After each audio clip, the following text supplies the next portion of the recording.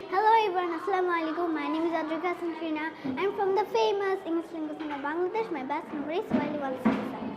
So today I'm going to talk about the summary of Rapunzel. So let's begin. Long time ago there was a woman who wished for a baby girl. One day the woman wanted some rampion and her husband went to a witch's garden, and when he was leaving, the witch caught him and told him that his first child would be hers.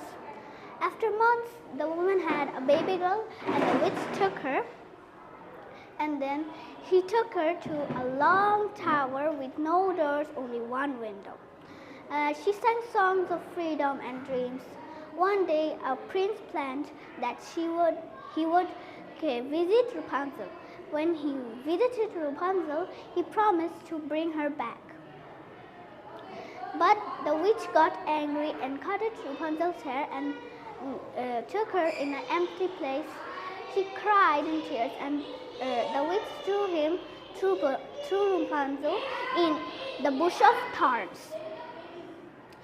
And at last they got married. Thank you for listening to me. Bye bye.